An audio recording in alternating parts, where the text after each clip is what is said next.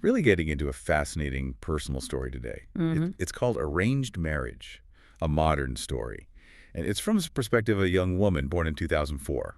Right.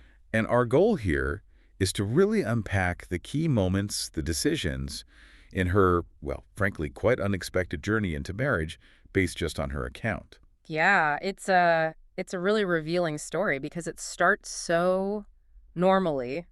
You know, Also, well, she just describes her everyday life like picking up her dad from his government job, and then his new boss comes into the picture. right, the new manager. Exactly. And at first the interactions are just, casual, polite greetings, the sort of thing you'd expect. Her dad seemed to like him too. Yeah, she mentions her dad had a pretty positive view of him right away, just as a manager. Which kind of sets a baseline, doesn't Yeah. it? Sort of positive professional regard within the family, even before anything else happens, a subtle detail she includes. Okay, but then things take a turn. There's this specific incident she describes. The car breaking down. Yes.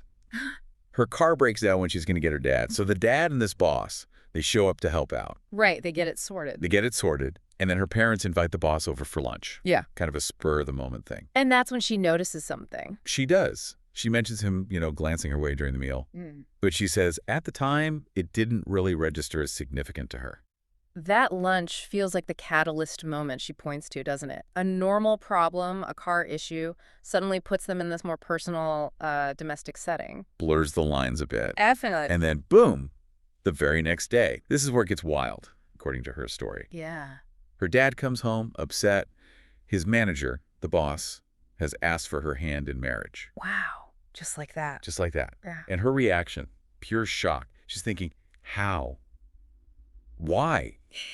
Like they hadn't connected that way at all in her mind. And finding out he was divorced was another layer. Exactly. Another surprise. So her immediate response to her parents was basically, no way, just end it. Right, a clear refusal. But what's really significant, based on her telling, is what happens next. He doesn't just accept the no relayed by the parents. No. He specifically asks to speak to her directly, which shows, well, a certain persistence, wouldn't you say? Definitely. He wanted her direct input despite the initial rejection, and her dad allowed it. So they have this conversation. They do. And she says her main worry going in was the age difference. He was, 13 or 14 years older? Yeah, that number was the big sticking point for her. But then, talking to him. Things shifted a bit. She notes his maturity, his patience, and crucially, she mentions he didn't really look his age. Ah, interesting detail. So the visual didn't match the number, perhaps softening that concern. It seems like it, based on her account. It suggests that, yeah, while the number was a hurdle, his actual presence started to mitigate that concern for her. Because that conversation was obviously a turning point. Her whole perspective changed. Massively. Instead of that hard no, she asked for more time to actually get to know him. And this is where she describes starting to weigh things up, Like a calculation, almost. Kind of, yeah. She's considering his personality, which she liked apparently, and his social standing, which she saw as a positive. And she's balancing these against her initial shock, the age gap, even her family's, lack of initial enthusiasm. Right. And she asks herself this really pragmatic question, which feels key. How many good suitors like this actually come around? That weighing process, it really shows this practical side, doesn't it?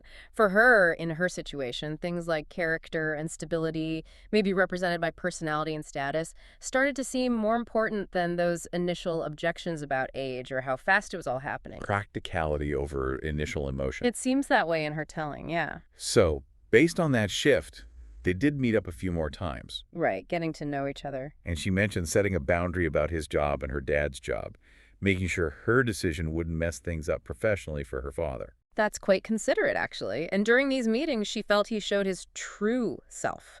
That's the phrase she uses. Implying that the connection felt more real, more comfortable for her over time. Seems so. It moved beyond just first impressions. Which leads us pretty quickly to the end of her story. She decides to say yes. And the marriage happens just a few months after that first meeting over the broken-down car. A few months. It's incredibly fast when you lay it out like that. It really is. From total surprise and rejection to evaluation, getting acquainted, and then marriage, all very condensed. So, quite the journey packed into a very short time frame. We've sort of unpacked the specific personal account. tracing her path according to our narrative surprise, rejection, consideration, and finally, yes. And thinking about what this particular story shows us, maybe it's a glimpse into how tradition, personal choice, and maybe shifting priorities can all mix together today. Weighing things like age against personality or social standing. It raises questions, Yeah. definitely. It does. So for you listening, what really stands out about this specific journey? What does it make you think about regarding relationship decisions now? Something to mull over.